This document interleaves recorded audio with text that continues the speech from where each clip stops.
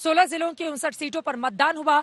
Yadav land ये पूरा का पूरा इलाका जहां पर 2017 में भारतीय जनता पार्टी ने कमाल का प्रदर्शन किया था और 59 में से 49 सीटें उसने अपने नाम कर ली थीं। 3 दशक में ये पहली बार था जब किसी पार्टी को इतना प्रचंड बहुमत इस पूरे के पूरे हिस्से में मिला हो। लेकिन इस बार करहल सीट से अखिलेश यादव खुद चुनावी ताल ठोक रहे हैं। आज वहां पर भी उनकी किस्मत का फैसला करहल की मतदाता ने ईवीएम में कैद कर दिया है। अखिलेश यादव के चुनाव लड़ने का क्या होगा आसपास असर और आज के मतदान को लेकर जनता में कितना दिखा उत्साह, उसको बताती हुई हमारी ये रिपोर्ट देखिए। उसके बाद लखनऊ से इस मुद्दे पर चर्चा की करेंगे शुरुआत। दो बेहद खास मेहमान हमारे साथ जुड़े हुए हैं, उनका परिचय आपसे करवाऊं उसके पहले हमारी ये रिपोर्ट देखिए।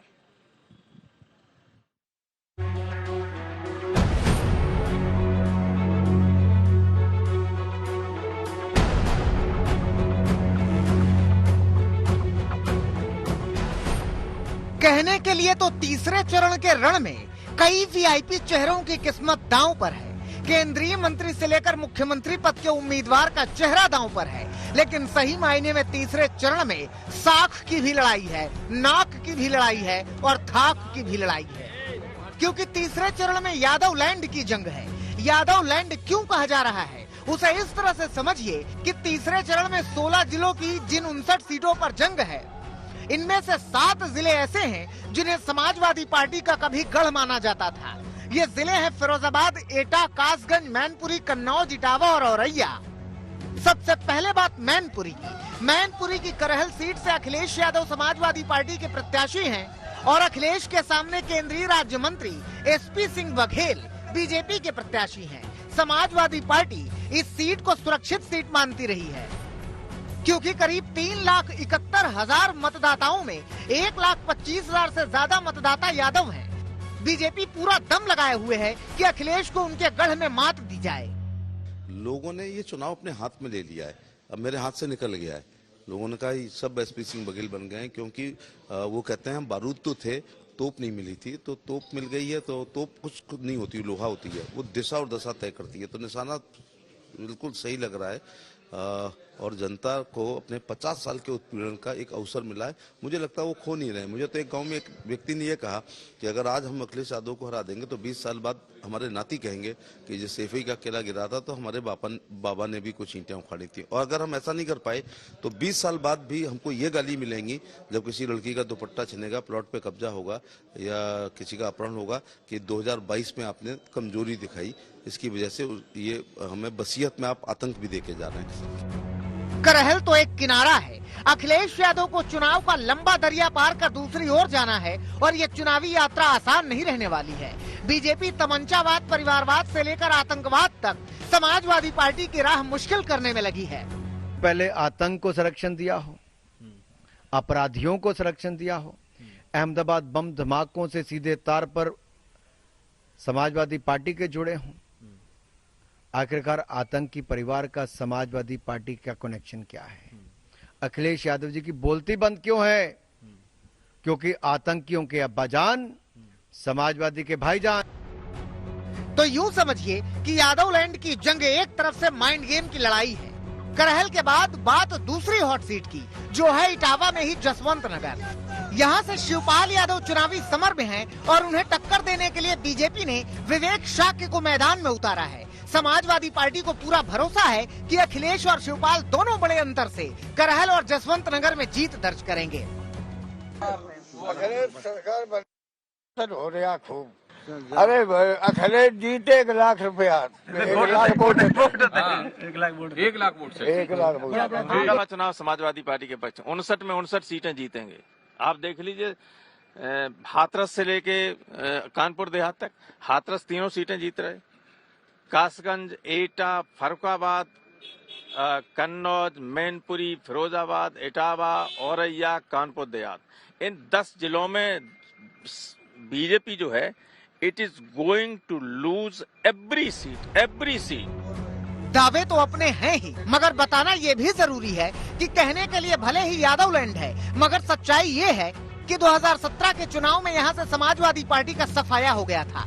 2017 के चुनाव में यादव लैंड की 25 विधानसभा सीटों में से 19 पर बीजेपी का कब्जा रहा, जबकि 6 सीटें ही समाजवादी पार्टी को मिली।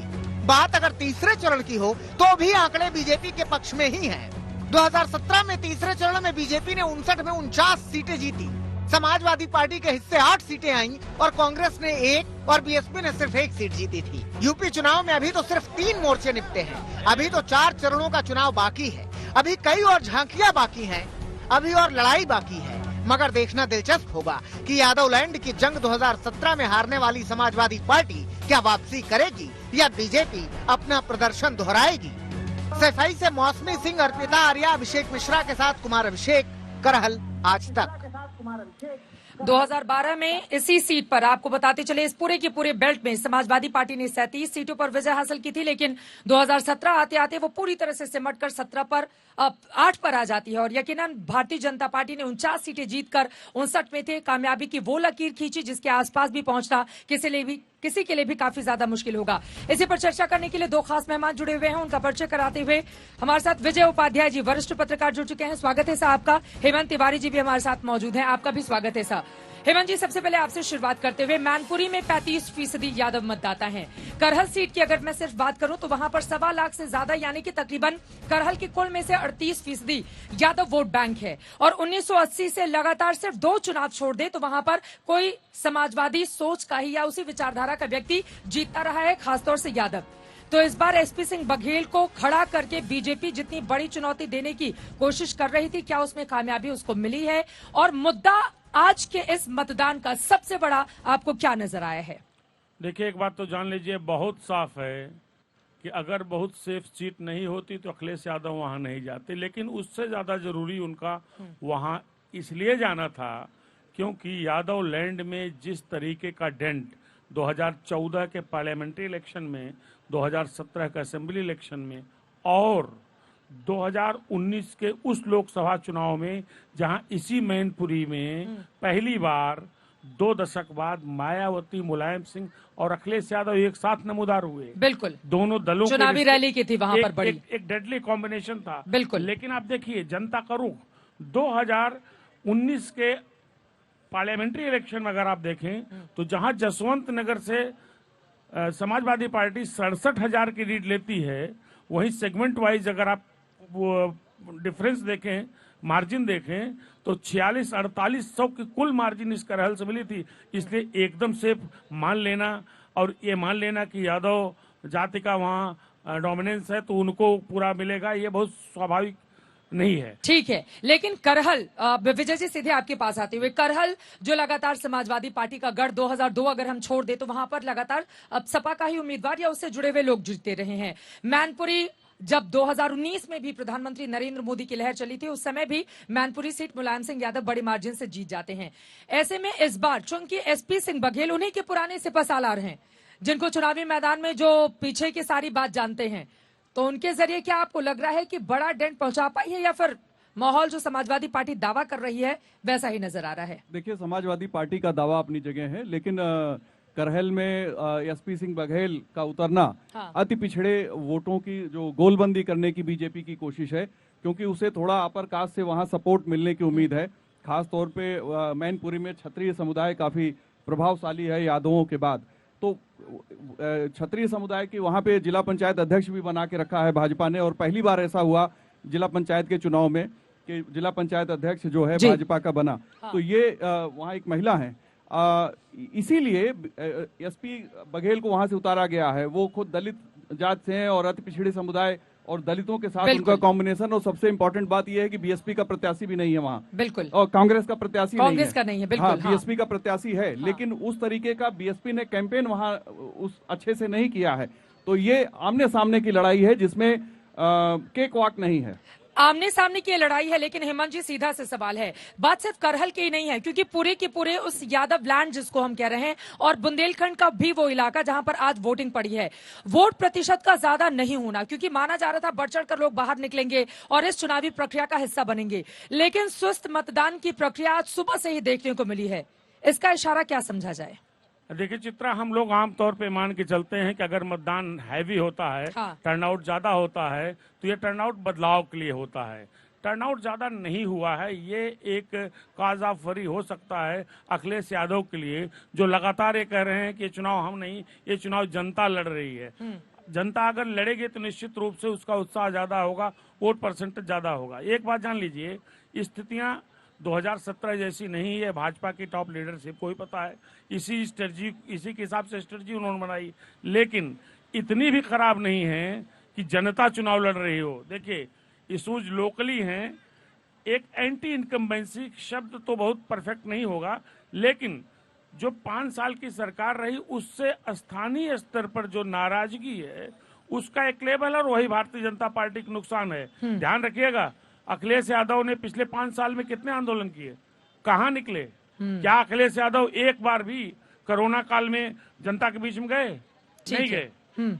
उनकी पूंजी क्या है, उन्होंने बनाया क्या 2017 के? लेकिन उनके इलेक्शन रैलियों में जिस तरह की भीड़ उमड़ रही है, क्या उसको इग्नोर किया जा सकता है? मैं इसी पे आ रहा हूँ चित्रा जी।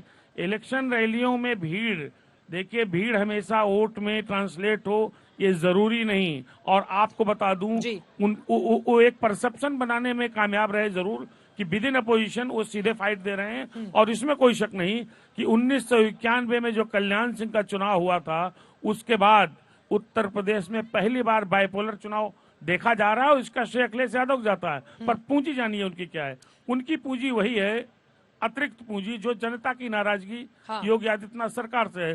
तो वो अतिरिक्त पूंजी क्या इतना पर्याप्त होगी कि भारतीय जनता पार्टी जैसा सियासत का सुमो पहलवान, जिसने पिछले 7 साल से लगातार 80% प्लस, बीजेपी को आप सुमो पहलवान बता रहे हैं? जी जी जी जी जी जी सुमो पहलवान मैं इस दृष्टि से बता रहा हूँ कि पिछले 7 वर्षों से नेताजी की भी पहलवानी लेकिन चलती रही है मैनपुरी में, और करहल में तो वहाँ की मिट्टी पे बहुत सारे पहलवानों को पटखनी भी दी है उन्होंने। निश्चित जैन कॉलेज में पढ़ाया भी है सालों तक, और राजनीति का ककहरा भी मुलायम सिंह यादव ने वहीं से सीखा है। ये उनकी जमीन है, लेकिन उसी जमीन पर मैं फिर कह रहा हूँ, 2019 का करहल का रिजल्ट देखिए, और अखिलेश यादव जो एकमात्र चेहरा बने हैं अपनी पूरी पार्टी का, नई सपा के इंटायरली डिफरेंट बनाने के चक्कर में अकेला चेहरा है। नई सपा है, नई हवा है, ये लगातार अखिलेश यादव की ओर से बताने की कोशिश की जा रही है। विजय जी जल्दी से हेमंत जी, एक शब्द खाली कह रहा हूँ, आखिर क्या वजह हो गई कि मुलायम सिंह यादव का जो यादव परिवार था, जो उनकी असली ताकत एक जमाने में हुआ करती थी,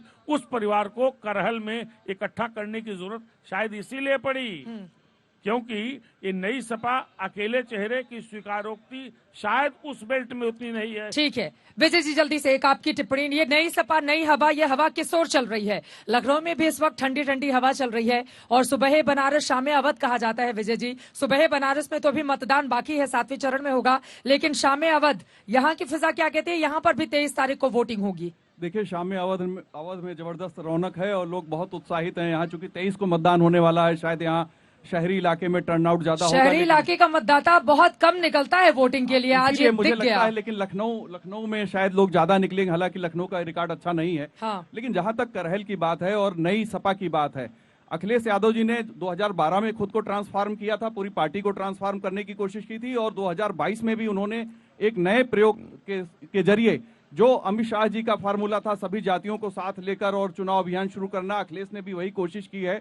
और इसीलिए परिवार को उन्होंने छोड़ा, क्योंकि परिवारवाद का सबसे ज्यादा आरोप खुद प्रधानमंत्री लगा रहे हैं, योगी आदित्यनाथ जी लगा रहे हैं, और वो परिवारवाद से मुक्त होना चाहते थे। लेकिन करहल में उन्होंने परिवार को लगाया, क्यों? क्योंकि उस पूरे खित्ते को वो अपने परिवार से अब ये प्रयोग क्या चुनावी संयोग लेकर आएगा समाजवादी पार्टी के लिए? परिवार 2016-17 में तो उसमें फूट पड़ गई थी, लेकिन इस बार 2022 में तस्वीर दिखाना जरूरी है कि परिवार साथ साथ है। अब हम साथ साथ हैं के जरिए जो कोशिश की जा रही है समाजवादी पार्टी और उनके मुखिया की, क्या उसमें मिलेगी कामयाबी? आज किस तरह से पूरे के पूरे सैफई में यादव परिवार मौजूद था, वहां पर उन लोगों ने वोटिंग की प्रक्रिया में हिस्सा लिया। अखिलेश यादव ने मीडिया से बातचीत की, हालांकि आचार संहिता के उल्लंघन का मामला भी उनके ऊपर दर्ज हुआ है, चुनाव अधिकारी की ओर से शिकायत की गई। लेकिन सैफई से किस तरह की तस्वीरें सामने आई हैं यादव लैंड को लेकर, कौन बढ़ेगा आगे, अब उसको बताती हुई हमारी ये अगली रिपोर्ट देखिए।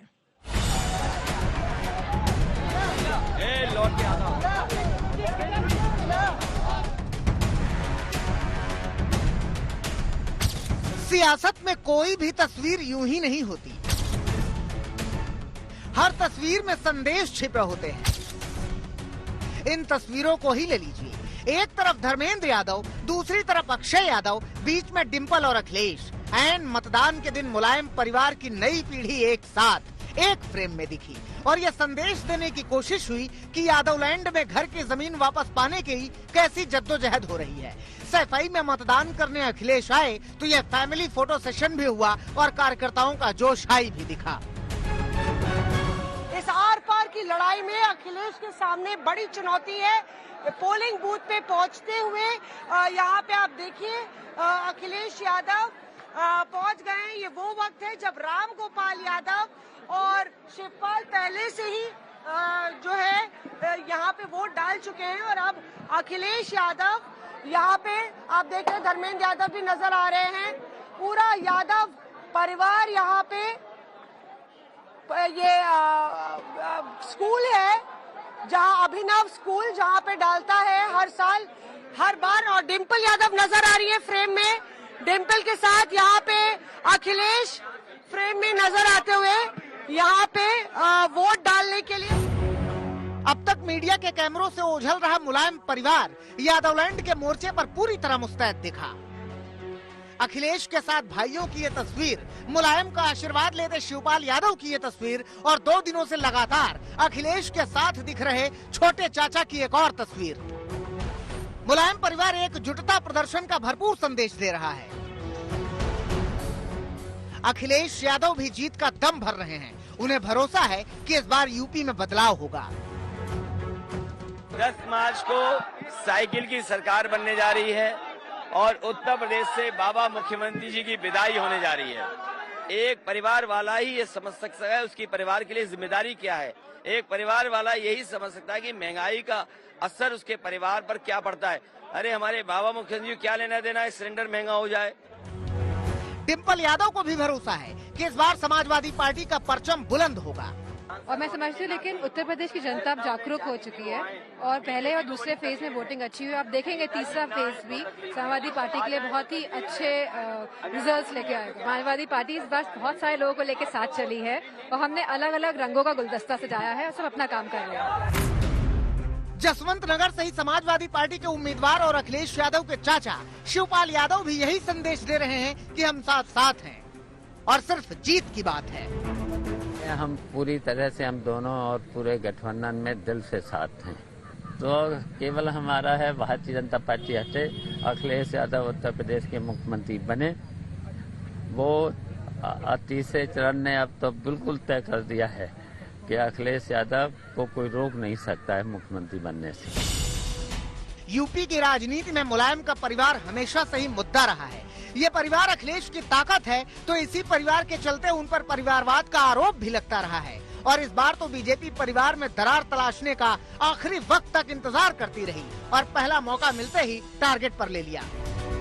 कैसे वहाँ कुर्सी नहीं मिली और वहाँ मुंह लटकाए बैठा था। क्या दुर्गति थी उसकी। और वह दुर्गति देखते हुए मुझे तो कल बड़ा लग रहा था कि कहां ये प्रदेश भर में घूमता था, हजारों लोग उनके साथ जाते थे। नेताजी का प्रमुख सिपा सालार हुआ करता था और कल उस बेचारे को कुर्सी का हत्ता मिला बैठने के लिए, कुर्सी का हत्ता।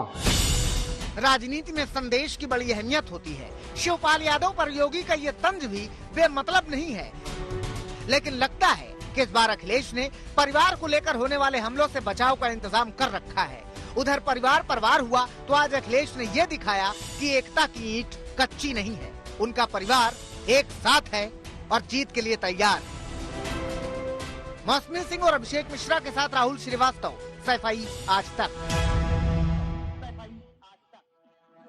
3 दौर की वोटिंग बीत चुकी है, लेकिन आपको बता दें पहले 2 दौर में हम सब ने देखा था गन्ना जिन्ना तमंचावाद के आरोप लगते लगते अब तीसरे दौर में आकर मुद्दे बदल गए। आज हरदोई में जहां आतंकवाद के मुद्दे को लेकर समाजवादी पार्टी को इनडायरेक्टली घेरने की कोशिश प्रधानमंत्री नरेंद्र मोदी की ओर से की गई, तो वहीं चौथे चरण के लिए जब 23 तारीख को मतदान होगा उसको लेकर अहमदाबाद बॉम्ब ब्लास्ट का मामला कैसे जोड़ा जा रहा है समाजवादी पार्टी से, आजमगढ़ से, इसको लेकर बीजेपी कैसे हमला कर रही है सपा पर और समाजवादी पार्टी के मुखिया अखिलेश यादव की ओर से इस पूरे मामले में कैसे किया गया है पलटवार, उसको बताती हुई हमारी ये रिपोर्ट देखिए। मेरी सरकार इन आतंकवादियों को पाताल से भी खोज करके सजा देगी। कैसे सोसाइटी को डिवाइड करें, कैसे हिंदू मुसलमान करें। तो शुरू में जो बम धमाके हुए वो सारे के सारे बम धमाके उन्होंने बम साइकिल पर रखे हुए थे। पीएम मोदी ने बम और साइकिल का कनेक्शन कुछ यूं बिठाया। हरदोई की जनसभा में आतंकवाद का मुद्दा ऐसे उठाया कि यूपी के चुनाव में फिजा में धमाका हो गया और आरोप वाले इस धमाके के शोर की गूंज सियासत में फैल गई। अहमदाबाद केस के तार आजमगढ़ से जुड़ने को लेकर समाजवादी पार्टी पर पहले ही हमला भारी था। अखिलेश यादव पर बीजेपी नेताओं के हमलों का दौर जारी था, लेकिन पीएम मोदी ने इशारों में धमाकों को समाजवादी पार्टी के चुनाव चिन्ह से जोड़ दिया। आतंकवाद के बहाने अखिलेश की पार्टी पर सबसे बड़ा हमला बोला। यहाँ समाजवादी पार्टी का जो चुनाव सिंबल है ना, उनका चुनाव का निशान है ना, तो शुरू में जो बम धमाके हुए वो सारे के सारे बम धमाके उन्होंने बम साइकिल पे रखे हुए थे। अब देखिए, साइकिल पे बम रखे हुए थे और जहां लोग सब्जी वगैरह खरीदने के लिए आते हैं वहीं साइकिल पार्क करके चले गए थे और एक समय चारों तरफ ये साइकिलों पर रखे हुए बम धमाके फूटे। तीसरे चरण की वोटिंग के बीच पीएम मोदी ने यूपी में आतंकवाद वाला मुद्दा उठाया। आतंकवाद के बहाने विरोधियों को निशाना बनाया। आतंकवादी घटनाओं को आम आदमी से जोड़ दिया। बारूदी हमलों का मुंह विपक्ष की ओर मोड़ दिया। जो लोग इन धमाकों में मारे गए थे, धरती खून से लाल हो चुकी थी। माताएं बहनें के आंसू रुकते नहीं थे। मैंने उस रक्त से गीली हुई इस मिट्टी को उठा करके मैंने संकल्प लिया था कि मेरी सरकार इन आतंकवादियों को पाताल से भी खोज करके सजा देगी। पीएम मोदी के इस तेवर ने यूपी में अगले दौर के चुनावों की दिशा तय कर दी है। साफ है कि यूपी चुनाव में चौथे दौर के दंगल में जिन्ना, गन्ना और हिजाब के बाद अब आते जाते आतंकवाद का मुद्दा भी छाया रहेगा। अहमदाबाद सीरियल ब्लास्ट के फैसले से बीजेपी के हाथ नया हथियार आ गया है। याद करिए, जब अखिलेश यादव प्रदेश के मुख्यमंत्री बने थे, उन्होंने पहला निर्णय लिया था भाइयों बहनों, आतंकवादियों के मुकदमों को वापस लेने का। वे आतंकवादी जिन्होंने अयोध्या में राम जन्मभूमि पर हमला किया था। याद करिए, जब अखिलेश यादव प्रदेश के सीएम बने थे तो उन्होंने पहला निर्णय लिया था आतंकवादियों के मुकदमों को वापस लेने का। अब पूर्वांचल के पावर सेंटर के बहाने समाजवादी पार्टी पर नया हमला, नया वार है और पूरी बीजेपी आजमगढ़ के आतंकी तार के जरिए अखिलेश यादव को घेरने को तैयार है। जिन्होंने पहले आतंक को संरक्षण दिया हो, अपराधियों को संरक्षण दिया हो, अहमदाबाद बम धमाकों से सीधे तार पर समाजवादी पार्टी के जुड़े हों, आखिरकार आतंकी परिवार का समाजवादी पार्टी का कनेक्शन क्या है? अखिलेश यादव जी की बोलती बंद क्यों है? क्योंकि आतंकियों के अब्बाजान समाजवादी के भाईजान। आतंकवाद वाले इन हमलों के बीच अब अखिलेश ने भी मोर्चा संभाला है। बीजेपी के कामकाज के हिसाब के जरिए इन हमलों की काट निकाला है।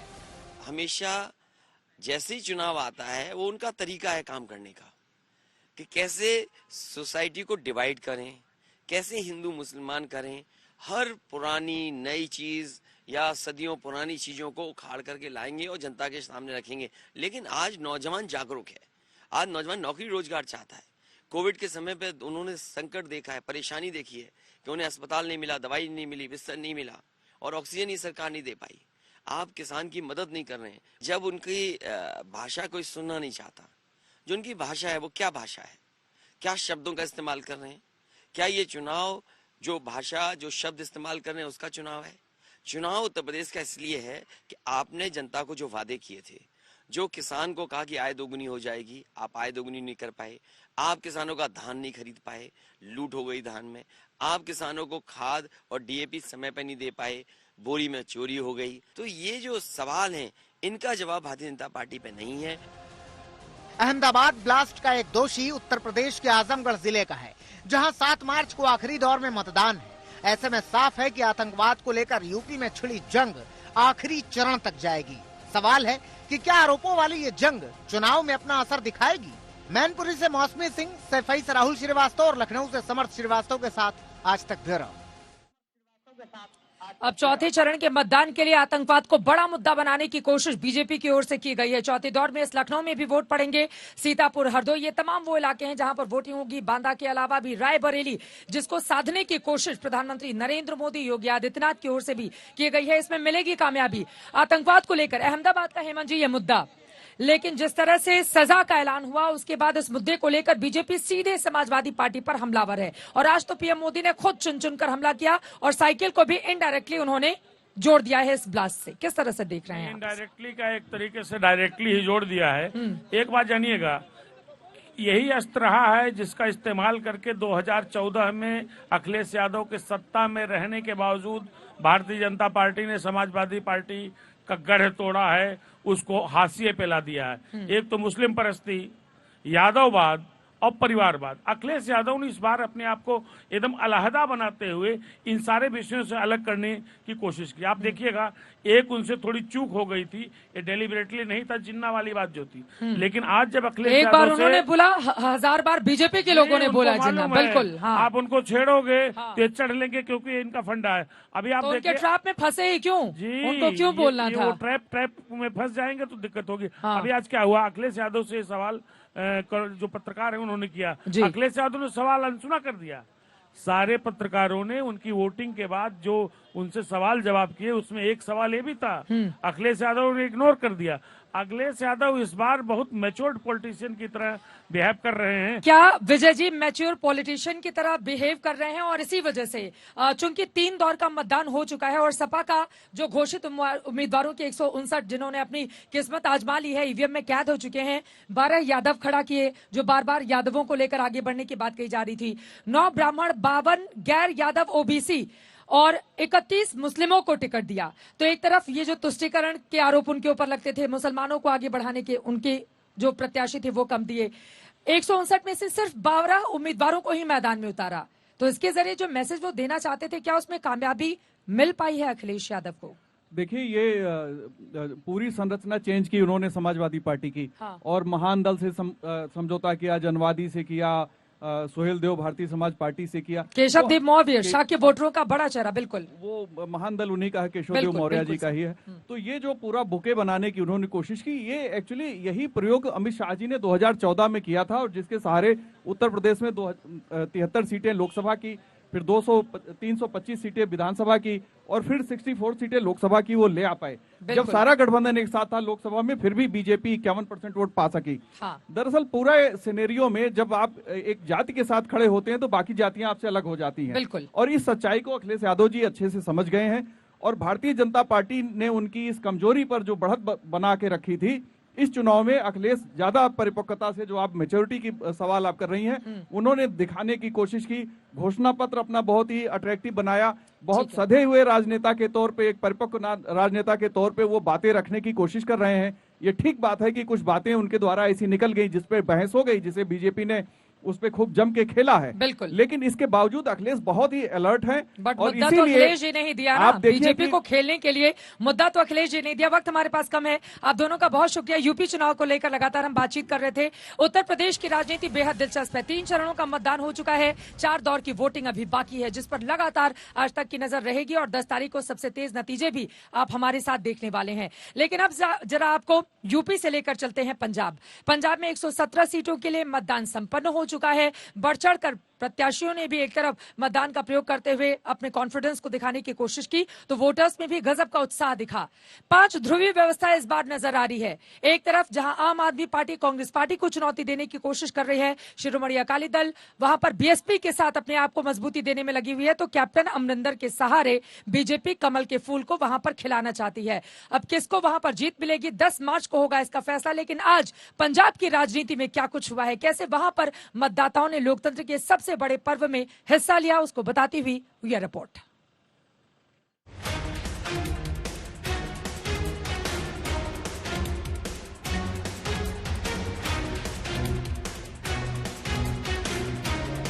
पंजाब की सियासत में इस बार जंग आर पार की है, मुकाबला कांटे का है। हर पार्टी ने पूरा जोर लगाया, हर पार्टी ने पंजाब की सत्ता का ख्वाब सजाया और पार्टियों के इस जोर पर जनता का फैसला ईवीएम में कैद हो चुका है। 23 जिलों की 117 सीटों पर 1304 उम्मीदवारों के भाग्य का फैसला हो चुका है। 5 महीने से पंजाब का तख्त संभाल रहे चरणजीत सिंह चन्नी को अब पूरे 5 साल सत्ता में निहाल होने का अरमान है। इसलिए वोटिंग को निकले तो पहले गुरुद्वारे पर मत्था टेका, लंगर चखा, फिर मंदिर में सिर झुकाया। चन्नी के ताज का सबसे बड़ा कांटा खुद उनकी पार्टी के प्रदेश अध्यक्ष नवजोत सिंह सिद्धू को माना जा रहा था। हालांकि सीएम पद की दौड़ से सिद्धू फिलहाल बाहर हैं। अपनी सीट अमृतसर ईस्ट में वो वोट डालने पहुंचे तो सिर पर गुलाबी पगड़ी और गले में गुलाबी दुशाला था। सिद्धू ने जीत का भरोसा जताया तो उनके खिलाफ मैदान में उतरे मजीठिया ने भी फतेह का दम भरा। मेरे विरोधी पैसे बांट रहे हैं, उनके पल्ले ही हराम का पैसा है, पंजाब के साथ गद्दारी का पैसा है। तो ये लड़ाई भाई लालो और मलिक पागो की है, तो आपको पता है कि हक हलाल किसके पास।